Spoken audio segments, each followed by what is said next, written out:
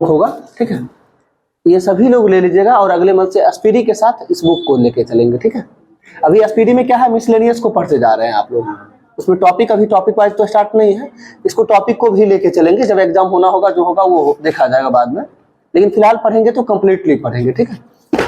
ठीक, चलिए तो इसी से बताते हैं कुछ।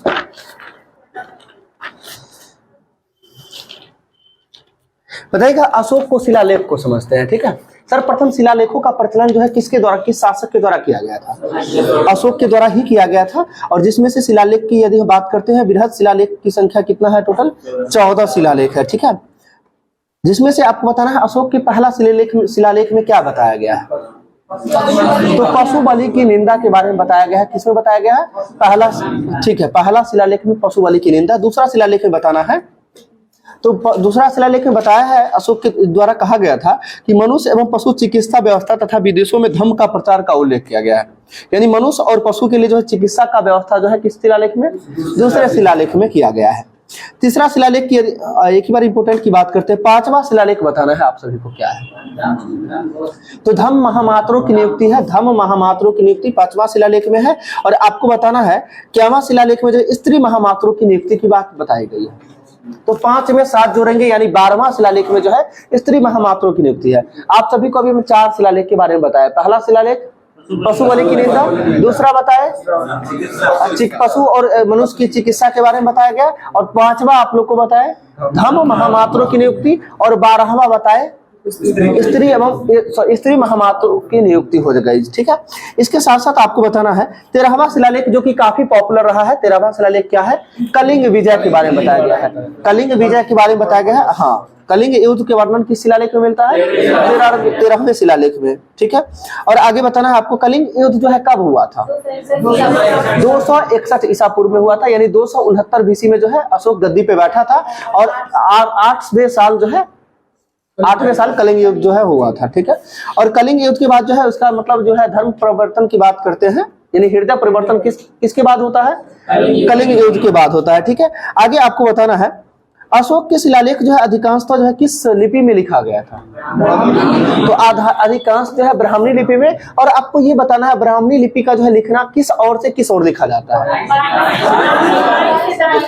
देखिए कंफ्यूजन थोड़ा सा होता होगा, ब से ब्राह्मणी, ब से बाई, ध्यान रखना है, ब से ब्राह्मणी, ब से बाई, यानी बाई से दाई और चलेंगे कौन सा हो जाएगा? ब्राह्मणी लिपि। और खरोष्टी लिपि की बात करें तो दाई से बाई की तरफ होता है, खरोष्टी लिपि होता है, सही है। आगे आपको बताना है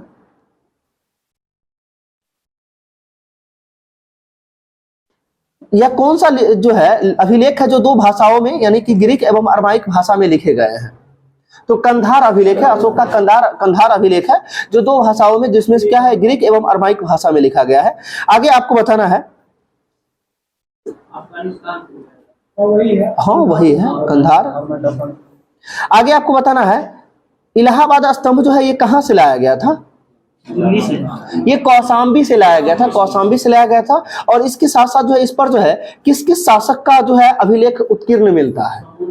तो एक तो समुद्रगुप्त का मिलता है, एक मुगल शासक का भी मिलता है। तो मुगल शासक में जहांगीर, और जहांगीर के बारे में आप सभी जानते हैं न्याय का जो है जंजीर स्थापित करने का श्रेय किसको जाता है? जहांगीर को जाता है न्याय का जंजीर, ठीक है। और इसके साथ साथ जो है जहांगीर को जाना जाता है चित्रकला का स्वर्ण काल, जहांगीर के काल को कहा जाता है। किसके काल को? जहांगीर के काल को चित्रकला का स्वर्ण काल कहा जाता है, ठीक है। आगे आपको बताना है बृहद शिलालेखों की संख्या अभी जस्ट बताए थे, कितना है?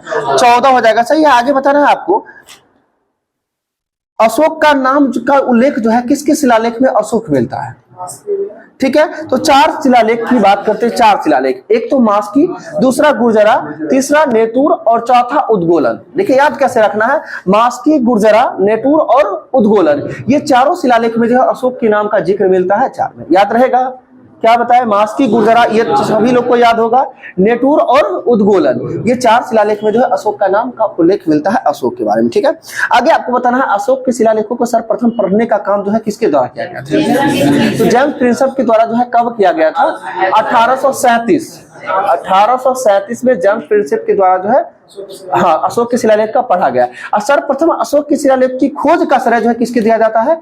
तो टी फैंथलर है, पादरेटी टी फैंथलर जो है हाँ वही है पादरेटी फैंतलर, के द्वारा जो है कब, तो 1750 में, 1750 में पढ़ा कब गया था, 1837 में। और आप लोग जो 1863 बोल रहे थे, वो 1863 में क्या है, तो वो क्या बोलते हैं इसको, खुदाई वाला नहीं था जिसका जो है, हाँ पुरातत्व विभाग की जो है, पुरातत्व खुदाई का जो है शुरुआत किया गया था, विभाग की स्थापना वो 1863 में। लेकिन अशोक के शिलालेख को पढ़ने का बात वर्ष से 1837 जेम्स प्रिंसेप हो जाएंगे, सही है।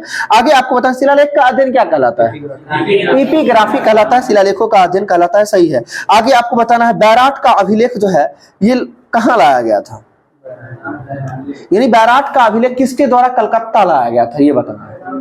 कनिंघम के द्वारा जो है, कनिंघम के द्वारा जो है बैराट का अभिलेख जो है ये कलकत्ता लाया गया था। आगे आपको बताना है कौशाम्बी स्तंभ को जो है इलाहाबाद किसके द्वारा लाया गया था, अभी जस्ट बताए थे ना कौशाम्बी अभिलेख जो उत्तर प्रदेश में पड़ता है, ठीक है। और कौशाम्बी अभिलेख के बारे में और बताए थे, इलाहाबाद स्तंभ लेख इसी को बोला जाता है। और इलाहाबाद किसके द्वारा लाया गया था, अकबर के द्वारा लाया गया था। और इसमें किसकी शासक का जो है अभिलेख उत्कीर्ण मिलता है, एक तो समुद्रगुप्त का और दूसरा जहांगीर का मिलता है, ठीक है। आगे आपको बताना है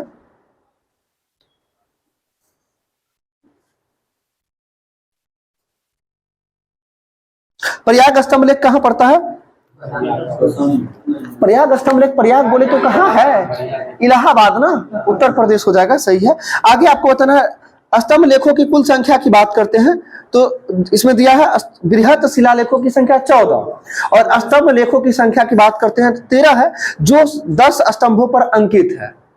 सुन लीजिएगा, स्तंभ लेखों की संख्या 13, बृहत शिलालेख की संख्या 14, स्तंभ लेख की संख्या है 13 है, जो 10 स्तंभों पर अंकित है। आगे आपको बताना है 4 लघु स्तंभ लेखों में से एक को जो है रानी का अभिलेख भी कहा जाता है, यानी रानी का अभिलेख। और ये भी पूछा जाता है रानी का अभिलेख जो है किसको कहा जाता है, तो कौशाम्बी अभिलेख को जो है रानी का अभिलेख कहा जाता है। ये दृष्टि में दिया हुआ है कौशाम्बी अभिलेख को, ठीक है, रानी का अभिलेख कहा जाता है।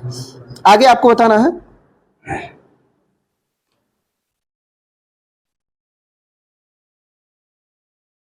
बौद्ध परंपरा के अनुसार जो है अशोक के द्वारा जो है कितने स्तूपों का निर्माण करने का श्रेय दिया जाता है, तो 84,000 स्तूपों का निर्माण करने का श्रेय जो है अशोक को दिया जाता है।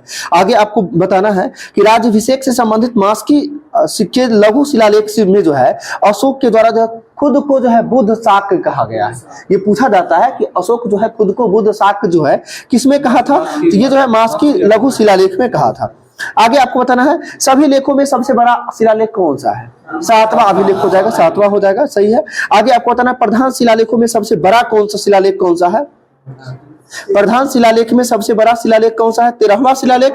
और 7वां स्तंभ लेख, स्तंभ लेख मतलब समझते खंभा वाला जो होता है, स्तंभ मतलब क्या होता है, खंभा यानी पिलर वाला जो है। स्तंभ लेख में सबसे बड़ा लेख कौन सा हो जाएगा, 7वां अभिलेख हो जाएगा, ठीक है। और अभी बोले प्रधान शिलालेखों में सबसे बड़ा जो है 13वां शिलालेख हो जाएगा, ठीक है।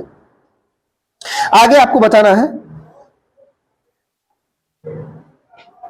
अशोक का प्रधानमंत्री कौन था, हाँ अशोक का प्रधानमंत्री पूछ रहे हैं, वो तो चंद्रगुप्त मौर्य का प्रधानमंत्री चाणक्य, कौटिल्य अथवा विष्णुगुप्त बना था।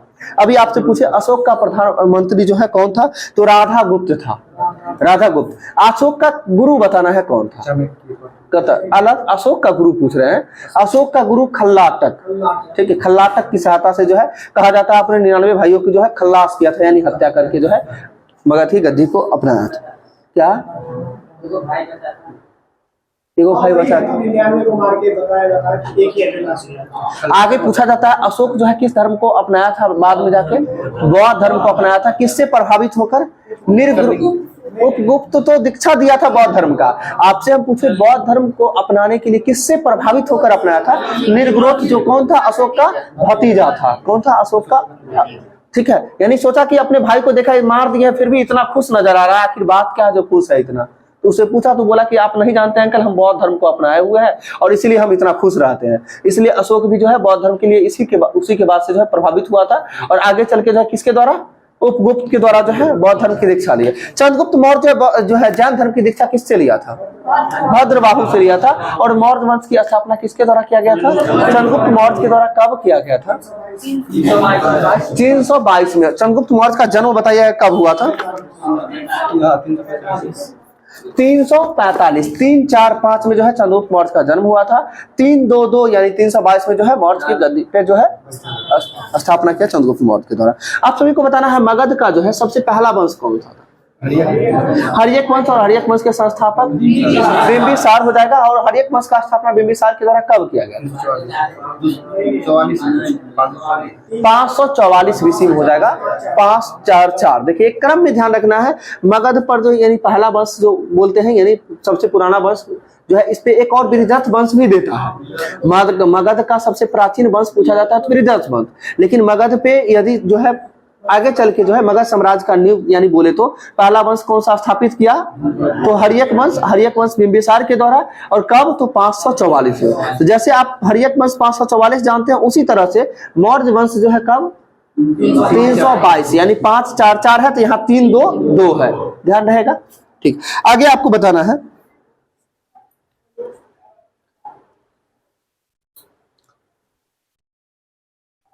पृथ्वी के सर्वाधिक निकट का तारा कौन सा है? ठीक है, प्रोक्सिमा सेंचुरी नहीं होगा, सूर्य हो जाएगा। पृथ्वी का सबसे निकट का तारा जो है सूर्य होगा, सही है। आगे आपको बताना है, सेकंड प्रोक्सिमा सेंचुरी हो जाएगा। आगे आपको बताना है सूर्य के संगठन में जो है यानी सूर्य जो बना है कितने प्रतिशत इसमें हाइड्रोजन से बना हुआ था? कितना हाइड्रोजन है? 71% हाइड्रोजन, 71% हाइड्रोजन है। शायद आप लोग के क्वेश्चन में कभी रहा है, सेट में था ना। ठीक है, 71% हाइड्रोजन है। 26.5% हीलियम है। क्या है? Hydrogen, helium. 71 हाइड्रोजन, 26.5 हीलियम और अन्य जो है 2.5% में जो है अन्य सभी है। सभी को ऐड करते हैं तो 100% हो जाता है। यानी सूर्य में कितना परसेंट हाइड्रोजन हो जाएगा? हाइड्रोजन 71 और हीलियम 26.5 और अन्य 2.5% हो जाएगा, सही है। आगे आपको बताना है सूर्य की दीप्तिमान सतह को क्या कहा जाता है?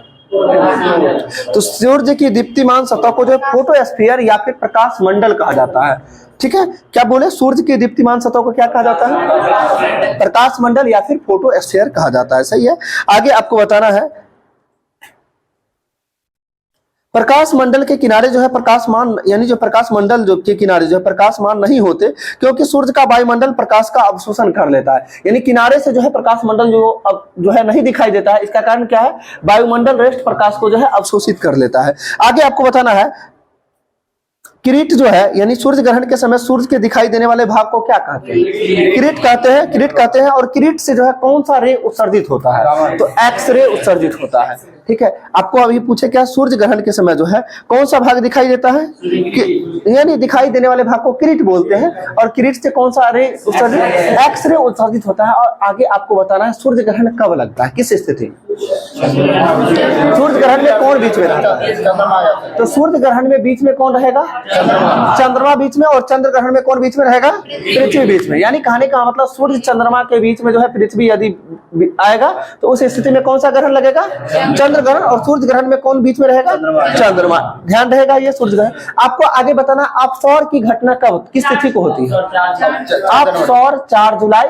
और अपसौर को इंग्लिश में क्या बोलते हैं? कभी कभी इंग्लिश में देता है एपीहीलियन या पेरीहीलियन। ठीक है, तो एपीहीलियन हो जाएगा, ध्यान से समझिएगा। एपीहीलियन अपसौर जो कि 4 जुलाई, पेरीहीलियन 3 जनवरी जो कि क्या हो जाएगा? उपसौर। आपसे पूछा जाता है उपसौर यानी बोले तो उपसौर जो कि पेरीहीलियन इंग्लिश में बोलते हैं प से पेरी, प से पास। बात समझ रहे हैं ना? जब सूर्य और पृथ्वी के बीच का दूरी जो है कम होगा तो उसे क्या बोल देंगे? उपसौर यानी पेरीहीलियन। ठीक है, और ये घटना कब होता है? 3 जनवरी को होता है। आप एक बार सोच के भी देखिएगा 3 जनवरी छोटा या 4 जुलाई छोटा? यानी मंथ के अकॉर्डिंग देखिए 3 जनवरी पहले तो 3 जनवरी होगा ना, तो छोटा तो 3 जनवरी होगा। तो पास वाला घटना यानी कि उपसौर कब होगा? 3 जनवरी। अब है अपसौर। और से अपसौर, और से अधिक, ध्यान रखिएगा ऐसे। और से अपसौर, और से अधिक। और अधिक वाला घटना कब होगा? 4 जुलाई को होगा। ठीक है, और इसे क्या बोलते हैं इंग्लिश में? एपीहीलियन बोलते हैं। ठीक है, पेरीहीलियन, एपीहीलियन। ठीक है, आगे आपको बताना है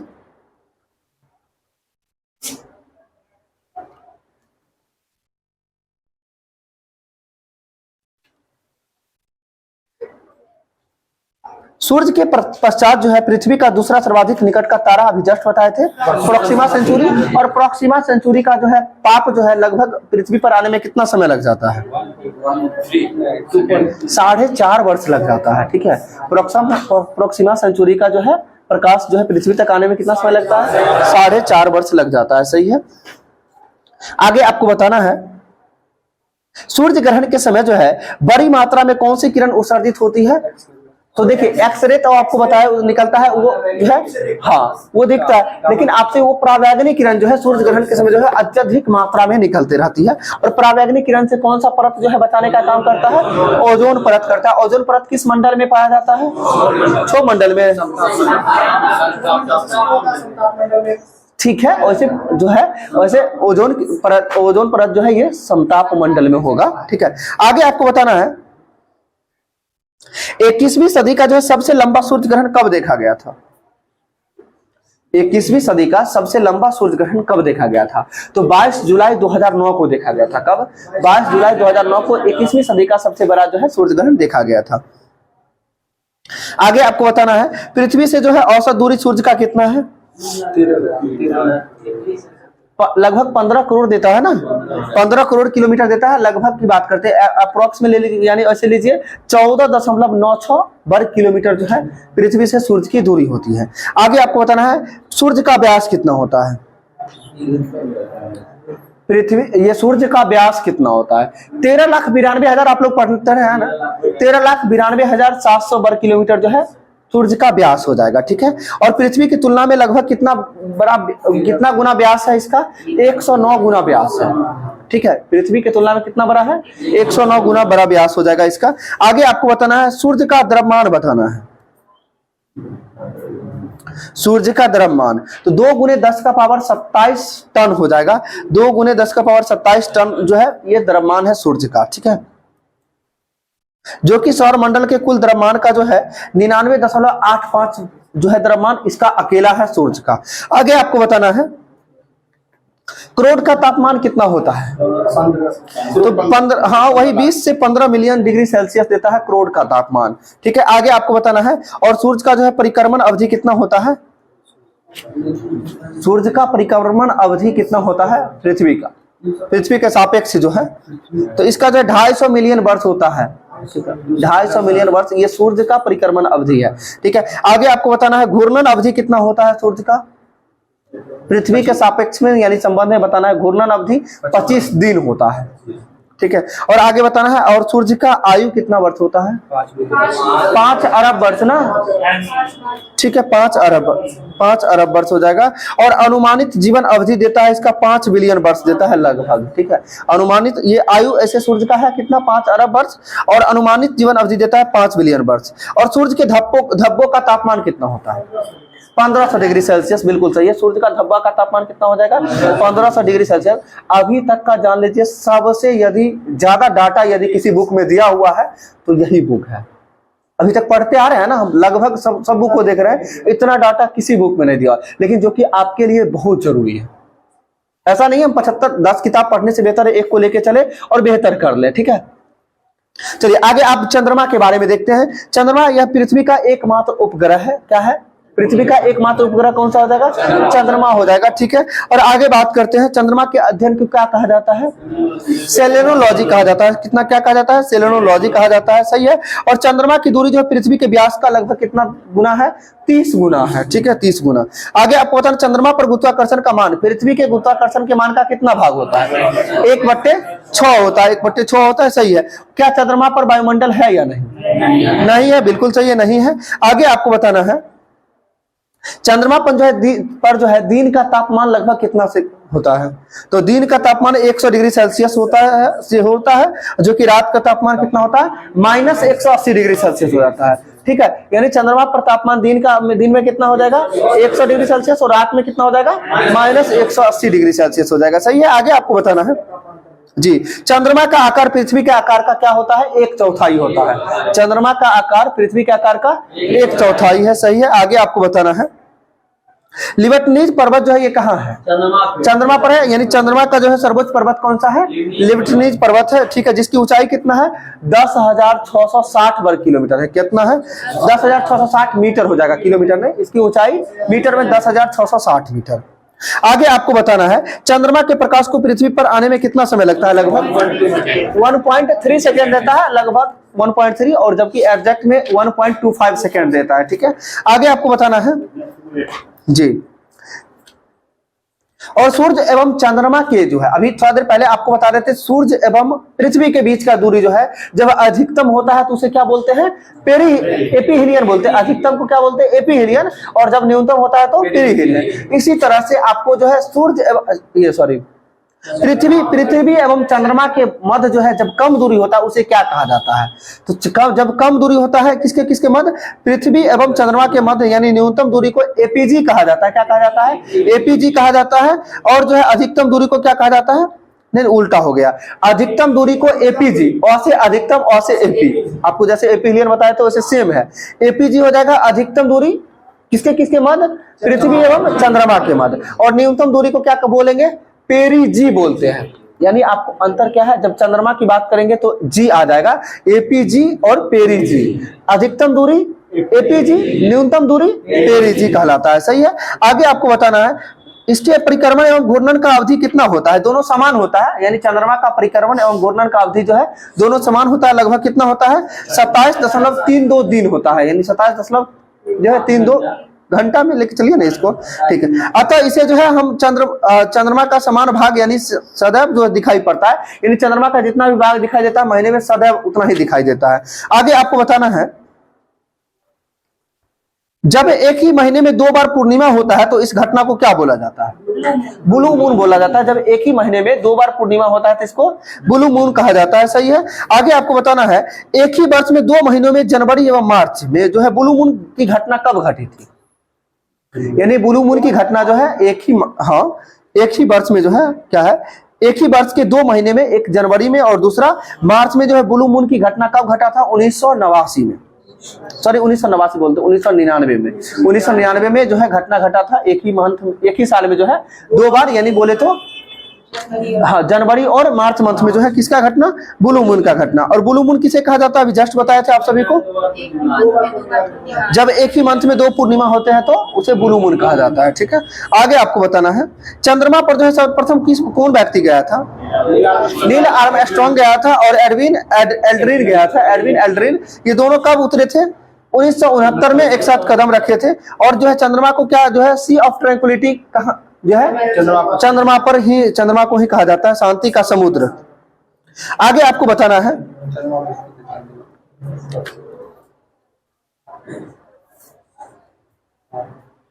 पृथ्वी के चारों ओर एक परिक्रमण में कितना समय लगता है चंद्रमा को, अभी जस्ट बताए थे 27.3 घंटा बताए थे ना, यही लगभग कितना होता है, 27 दिन 7 घंटा और कितना होता है 43 मिनट 11.6 सेकेंड, इतना है। तो इसी को लगभग एक चंद्रमास बोलते हैं, तो 28 दिन लगभग लेके चलते हैं।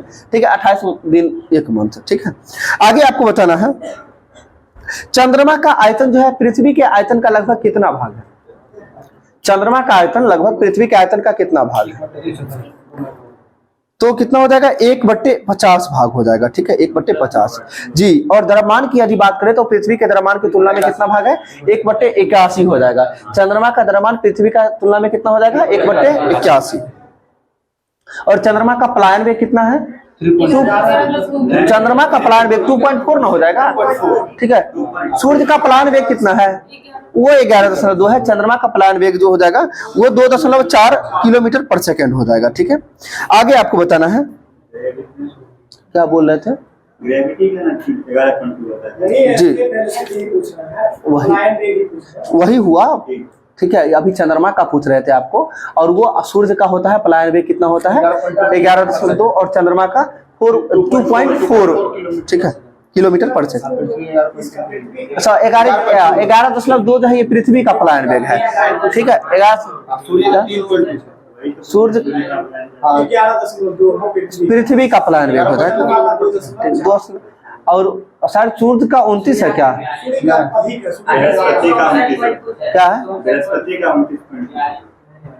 सूर्य का देख लीजिएगा एक बार। सूर्य का पलायन वेग 159 समथिंग में। ठीक है, जितना जिसका भार उतना ज्यादा पलायन वेग होगा सीधा। चलिए ना, चलिए आगे बताइएगा सबसे बड़ा ग्रह बृहस्पति। पृथ्वी का आकार में जो है क्या स्थान है, पांचवा स्थान। जो ज्यादा जरूरी है उस चीजों को समझेंगे। सबसे बड़ा ग्रह कौन सा होगा? बृहस्पति। सबसे छोटा बुध हो जाएगा, ठीक है। सबसे निकट का ग्रह जो है सूर्य का बुध ही हो जाएगा, और सबसे दूर का ग्रह जो है वरुण हो जाएगा, ठीक है। सबसे गर्म ग्रह कौन सा होगा? शुक्र। और सबसे ठंडा ग्रह कौन सा होगा? अरुण हो जाएगा, ठीक है। यानी जितना इधर से दूसरा जो है सबसे ज्यादा गर्म है, ठीक है, उसी तरह से लास्ट से भी दूसरा जो है सबसे ज्यादा ठंडा हो जाएगा, ठीक है। आगे आपको बताना है सौर मंडल का सबसे बड़ा उपग्रह कौन सा है? गैनीमेड हो जाएगा, सही है। जो किसका उपग्रह है? बृहस्पति का। सौर मंडल का सबसे छोटा उपग्रह किसका है? डिमोस। जो किसका है? मंगल का। फोबोस एवं डिमोस ना, ठीक है। आगे बताना सबसे अधिक चमकीला ग्रह। शुक्र हो जाएगा, सही है। सबसे अधिक चमकीला तारा साइरस ना, सीरियस, कहीं कहीं सीरियस लिखा हुआ रहता है, तो सबसे अधिक चमकीला तारा कौन सा हो जाएगा? साइरस हो जाएगा, सही है। आगे बताना सबसे अधिक उपग्रहों वाला ग्रह। बृहस्पति ना। सबसे अधिक उपग्रहों वाला ग्रह कौन सा हो जाएगा? अच्छा, अब जो है अब शनि हो गया, जो कि कितना हो गया है? 145 हो गया, बहुत ज्यादा हो गया, 145, जो कि शनि का। और बृहस्पति दूसरे स्थान पर, जो कि कितना है? 92 लेके है, ठीक है। 93 शायद देता था, ठीक है। अभी क्लियर नहीं हुआ, अभी बढ़ते घट रहा है, अभी बढ़ घट रहा है। क्लियर कुछ दिनों में हो जा रहा है। कुछ दिन पहले कम ही था शनि का, ठीक है, फिर बढ़ के 89 हुआ था, अब बढ़ के, ठीक है। तो इसके लिए परेशान नहीं होना है, ठीक है। चलिए कोई बात नहीं। रात्रि में लाल दिखाई देने वाला ग्रह मंगल हो जाएगा, सही है। पृथ्वी के सबसे निकट का ग्रह बताइएगा।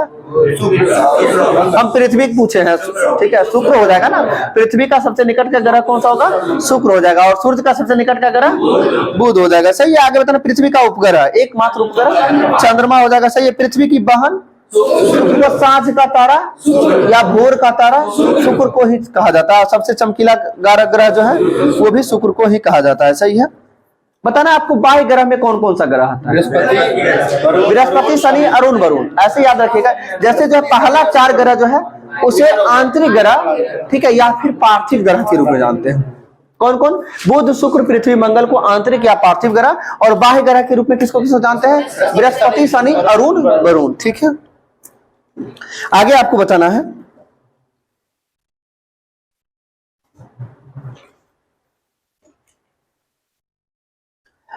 ऐसा कौन कौन सा ग्रह है जिसका कोई उपग्रह नहीं है? बुध और शुक्र हो जाएगा, जिसका कोई उपग्रह नहीं है। आपको ऐसा कौन कौन सा ग्रह है जो कि पृथ्वी की अपेक्षा उल्टा जो है, यानी कहने का मतलब जो उल्टा परिक्रमण करती है, तो कौन सा हो जाएगा? शुक्र और अरुण। और इसलिए जो है शुक्र और अरुण पर जो है सूर्योदय किस दिशा में होता है? पश्चिम दिशा में होता है, पश्चिम दिशा में होता है, ठीक है। आपसे क्वेश्चन हम पूछे कौन कौन सा ग्रह है जहां जो है उल्टा दिशा में जो है परिक्रमण होता है, तो कौन कौन सा है? तो शुक्र और अरुण। और इसी कारण से जो है वहां सूर्योदय कहाँ होता है? पश्चिम में। जैसे पृथ्वी पर सूर्योदय किस दिशा में होता है? पूर्व में होता है, तो शुक्र और अरुण पे कहाँ हो जाएगा? पश्चिम हो जाएगा। और बिना उपग्रह वाला ग्रह बुध और शुक्र। आगे आपको बताना है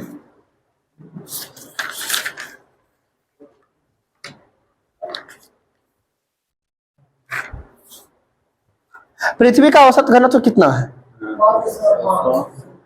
5 ठीक है, 5 ग्राम पर सेंटीमीटर क्यूब होता है, ठीक है।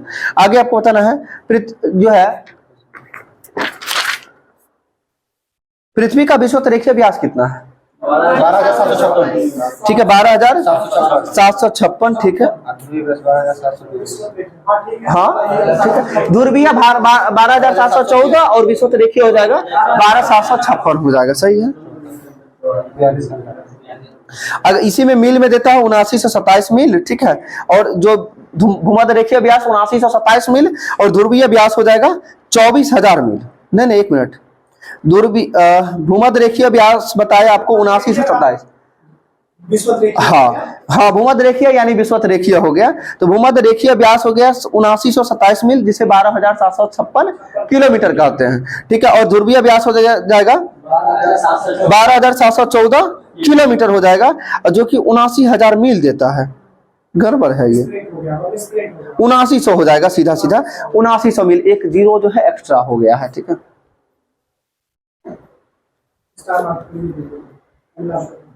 अगला एडिशन में सही हो जाएगा।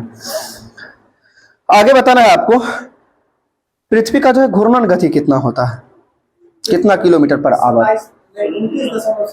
किलोमीटर पर आवर जी। 1610 किलोमीटर पर आवर होता है पृथ्वी का घूर्णन गति। ठीक है, आगे आपको बताना है। और परिभ्रमण गति जो होता है 10,007 यानी 1,71,060 हो जाएगा। ठीक है, हाँ, पृथ्वी का परिभ्रमण गति किलोमीटर पर आवर में है, आ जाएगा उतना। किलोमीटर पर आवर में है। यहाँ तो आप जान रहे हैं मीटर पर सेकंड में जान रहे हैं ना, यानी किलोमीटर पर सेकंड जान रहे हैं, ये किलोमीटर आवर में कन्वर्ट करेंगे तो उतना तक पहुंच जाएगा। सही है। आपको बताना है पृथ्वी के सतह का औसत तापमान कितना होता है? 15 डिग्री सेल्सियस होता है। आगे आपको बताना है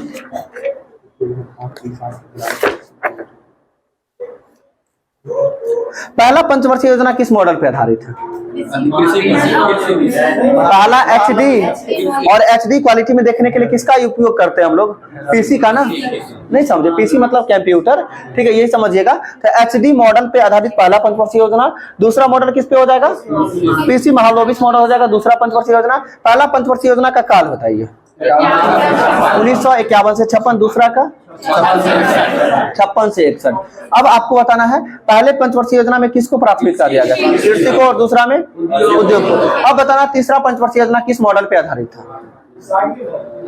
नहीं, सुखमय चक्रवर्ती एवं जॉन सैंडी मॉडल देता है, सुखमय चक्रवर्ती मॉडल पे आधारित था, जो कि तीसरा पंचवर्षीय योजना, जो कि इसमें किसको प्राथमिकता दिया गया था? कृषि एवं उद्योग को, दोनों को। और तीसरा पंचवर्षीय योजना जो है सर्वाधिक फेल रहने वाली भी पंचवर्षीय योजना था। क्यों फेल रहा था, यानी असफल रहा था? क्योंकि इसी के समय जो है युद्ध भारत चीन, भारत पाक, और इसके साथ साथ एक अकाल भी आ गया था 1965 में। ठीक है, जिस कारण से जो है तीसरा पंचवर्षीय योजना जो है असफल रहा। आगे आपको बताना है चौथा पंचवर्षीय योजना किस मॉडल पर आधारित था? अशोक रुद्र एवं एल.एस. माने हो जाएगा। अशोक रुद्र, एल.एस. माने, चौथा पंचवर्षीय योजना। और आगे बताना है आपको।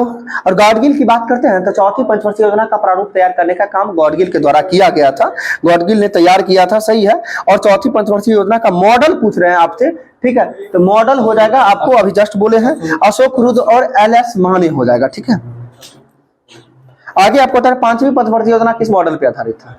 डीपी धर मॉडल पे, डीपी धर मॉडल पे आधारित था। और छठी पंचवर्षीय योजना जो है ग्रोथ मॉडल पे, यानी आगत निर्गत मॉडल पे आधारित था।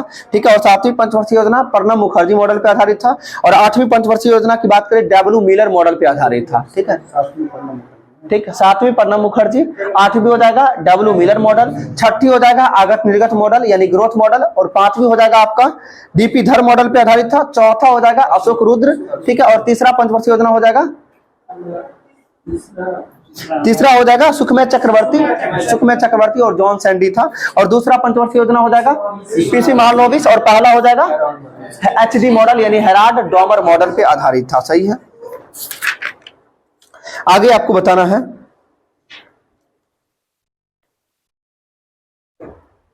आजादी से पहले अंतरिम सरकार का बजट किसके द्वारा पेश किया गया था?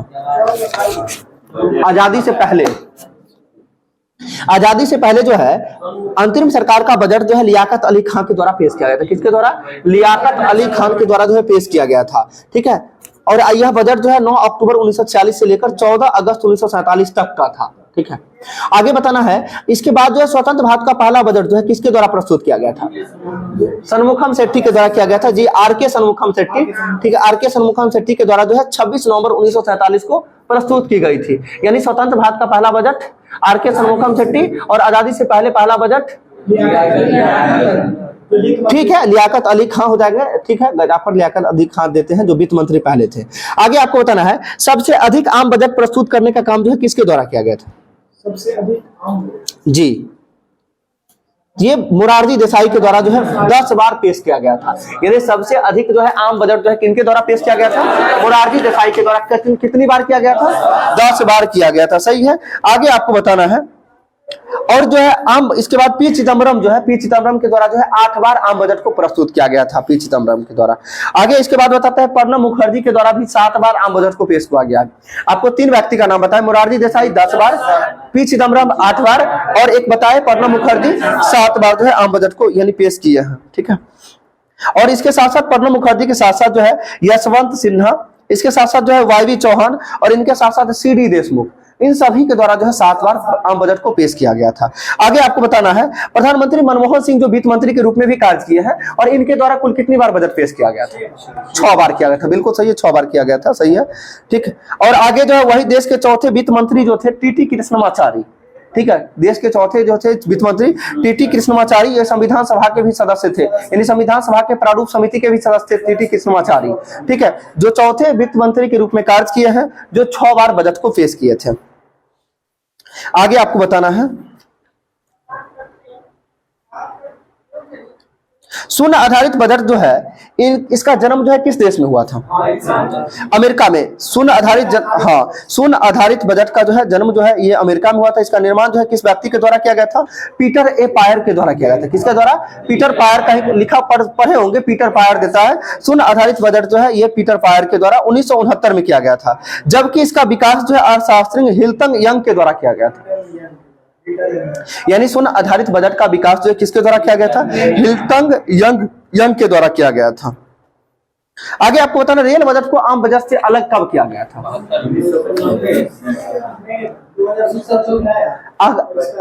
अलग पूछ रहे, अलग तो 1925 में किया गया था। हाँ, 1924-25 में किया गया था, अलग किया गया था। जो किस समिति की सिफारिश पर? एक्वर्थ समिति की सिफारिश पर जो है रेल बजट को आम बजट से अलग किया गया था। और रेल बजट को आम बजट के एक साथ कब किया गया? 2017 में किया गया था, 2017 में। और किस कमिटी के सिफारिश पर? विवेक देवराय समिति। बहुत इंपॉर्टेंट प्रश्न है, ध्यान रखिएगा। अलग किया गया था 1924-25 में किस समिति की सिफारिश पर? एक्वर्थ समिति। एक बोलते हैं यानी एक करना था, उसको अलग कर दिया, एक्वर्थ हो गया, ठीक है। यानी एक्वर्थ समिति की सिफारिश पर उसको क्या किया गया? अलग किया गया। और एक कब किया गया? 2017 में। किस समिति की सिफारिश पर? तो 2 व्यक्ति मिलकर, एक कौन? विवेक से किए थे, यानी विवेक अकल समझिएगा, विवेक और देवराय, विवेक देवराय समिति के सिफारिश पर जो है साथ में किया गया, 2017 में किया गया, ठीक है।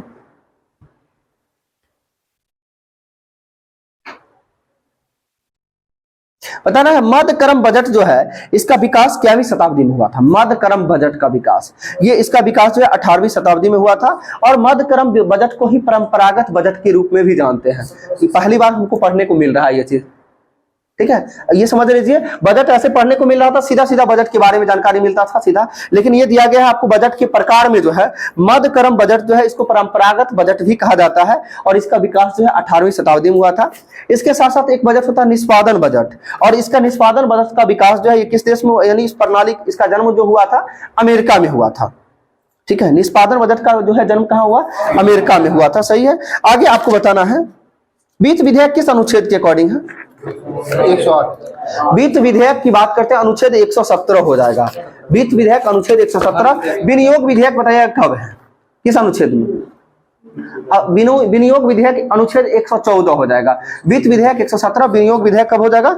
114 हो जाएगा, सही है। 110 में बोलते हैं बजट, नहीं 110 में जो है ये बजट नहीं है, धन विधेयक है, ठीक है। धन विधेयक की परिभाषा किसमें है? 110 में है, ठीक है। और आगे 112 में जो है वार्षिक वित्तीय विवरण, जिसे बजट बोलते हैं, जो अनुच्छेद 112 में है। बजट किसमें है? 112 में। संविधान में वैसे बजट शब्द का जिक्र नहीं किया गया है, लेकिन इसके जगह पे वार्षिक वित्तीय विवरण का जिक्र किया गया है, ठीक है। 117 में बताया वित्त विधेयक जो है, वित्त विधेयक सही है, 117 में है। हाँ, वित्त विधेयक की परिभाषा जो है अनुच्छेद 117। बताइएगा संसद को वित्त विधेयक को पुनः स्थापित किए जाने के कितने दिन के भीतर जो इसे पारित करना होता है? गलत हो गया। संसद को वित्त विधेयक को जो है पुनः स्थापित किए जाने के कितने दिन के भीतर इसे पारित करना होता है? इसे 75 दिन के भीतर जो है पारित करना होता है, ठीक है। 14 दिन तक ये 14 दिन तहत जो है धन विधेयक के संबंध में जो है वो 14 दिन तक रोक सकती है, उसके बाद उसे पारित करना पड़ता है, ठीक है। आगे आपको बताना है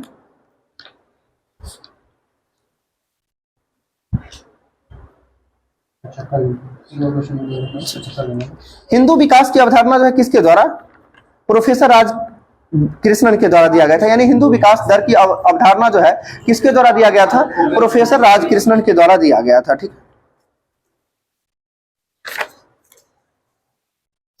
आगे आपको बताना है क्षेत्रफल का ऐसा मात्रक बताइएगा। मीटर स्क्वायर हो जाएगा आयतन, मीटर क्यूब हो जाएगा घनत्व, केजी पर मीटर क्यूब, घनत्व का क्या हो जाएगा केजी पर मीटर क्यूब हो जाएगा। चाल का बताइएगा मीटर पर सेकंड, अभी चाल का ऐसा मात्रक ही पूछ रहे थे, मीटर पर सेकंड होगा, सही है।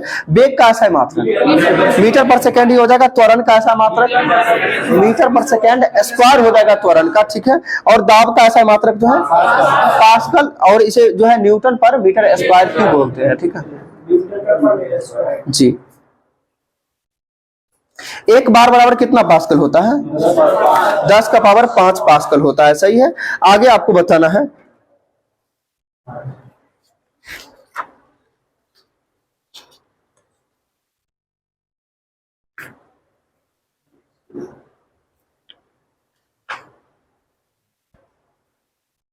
सुरेश तेंदुलकर समिति का गठन कब हुआ था 1989 में ना। सुरेश तेंदुलकर समिति का 89 में हुआ था। और अभी कौन सुरेश तेंदुलकर पूछे कि लकड़ावाल? सुरेश तेंदुलकर पूछे थे। सुरेश तेंदुलकर समिति का गठन जो है 99 होना चाहिए, ठीक है। इसमें नहीं दिया हुआ, वैसे 99 होगा। और इससे पहले लकड़ावाला समिति आया था। लकड़ावाला समिति ये हो जाएगा आपका 1989 में। और लकड़ावाला समिति का संबंध किससे था?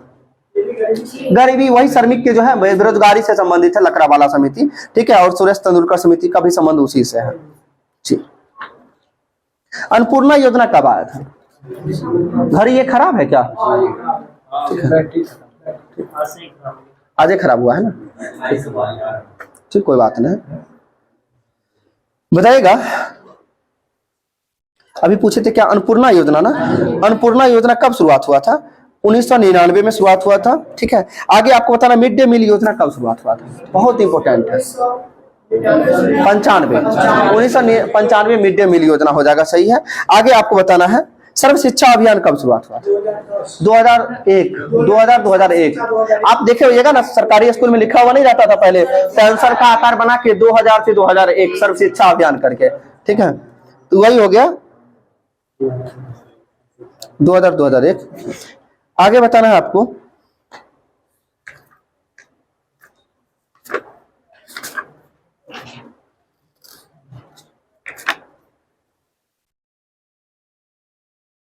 संयुक्त राष्ट्र संघ के जो महासचिव, पहले महासचिव कौन थे? त्रिगवेली कहाँ के थे? नॉर्वे के थे, सही है, ठीक है। और पद से इस्तीफा देने वाले पहले जो है संयुक्त राष्ट्र संघ के महासचिव कौन थे? अपने पद से इस्तीफा देने वाले, स्वयं जो है इस्तीफा देने वाले पहले कौन थे? त्रिगवेली ही हो जाएंगे। आगे बताना है डैग हैमरशोल्ड जो थे, ये दूसरे महासचिव थे, ये कहाँ के थे? स्वीडन के थे, ठीक है। आगे बताना है यू थांट कहाँ के महासचिव थे? म्यांमार का हो जाएगा, सही है। और वर्तमान में कौन है अभी? Antonio Guterres. और एंटोनियो गुतेरस कहाँ के महासचिव, किस देश में?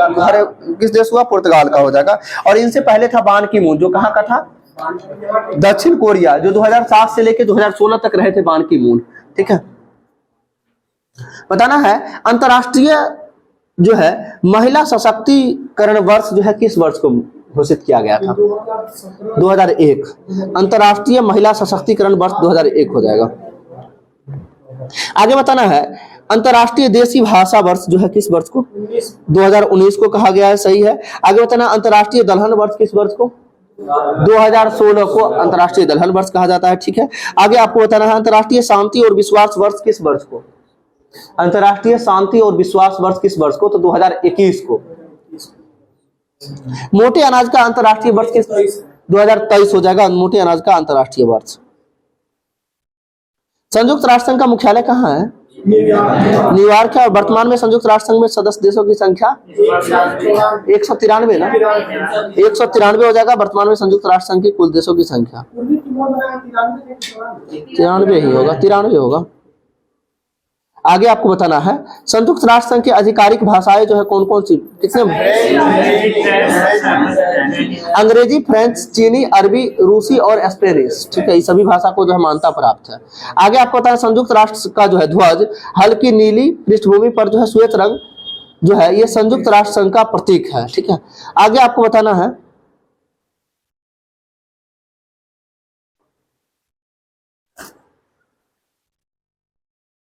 सुरक्षा परिषद में अस्थायी देशों की संख्या कितना है, यानी अस्थायी सदस्य का संख्या कितना है, 10 है। और इसका चुनाव किसके द्वारा किया जाता है, महासभा के द्वारा, महासभा के द्वारा किया जाता है। सुरक्षा परिषद के जो है अस्थायी देशों की संख्या 5 है। कौन कौन है, अमेरिका, रूस, एक क्रम में याद रखिए, ABC अमेरिका, इसके बाद हो गया B से ब्रिटेन, C से चीन, और ABC को फाड़ दो, फ्रांस और रूस। ध्यान रखिएगा, A से अमेरिका, B से ब्रिटेन, C से चाइना, F से फ्रांस और R से रूस। ठीक है, ये 5 जो है अस्थायी देश है। आगे आपको बताना है बुतरस घाली का संबंध किस क्षेत्र से था। ठीक है, संयुक्त राष्ट्र संघ के जो है महासचिव रह चुके थे बुतरस घाली, सही है। आगे आपको बताना है विश्व स्वास्थ्य संगठन का स्थापना कब हुआ था। 1948 में। WHO का स्थापना 7 अप्रैल 1948 को हुआ था। आगे बताना है अंतर्राष्ट्रीय दूरसंचार संघ का स्थापना कब हुआ था। 1865 में किया गया था। अंतर्राष्ट्रीय दूरसंचार संघ की स्थापना 1865 में किया गया था। और अंतर्राष्ट्रीय दूरसंचार संघ का मुख्यालय कहाँ है, जेनेवा हो जाएगा, यानी स्विट्जरलैंड हो जाएगा, सही है। विश्व डाक संघ का स्थापना बताया कब हुआ था, 1874 में। विश्व डाक संघ का स्थापना 1874 में हुआ था। और इसका जो है मुख्यालय कहाँ हो जाएगा, स्विट्जरलैंड हो जाएगा, यानी बर्न में। जी, ILO का स्थापना कब हुआ था, 1919 में हुआ था। 11 अप्रैल 1919 को जो है ILO का स्थापना हुआ था। यानी ILO बोले तो अंतर्राष्ट्रीय श्रम संगठन की बात करते हैं। और श्रम संगठन का मुख्यालय कहाँ है, जिनेवा है ना। छोड़ देते हैं आज के लिए, ठीक है।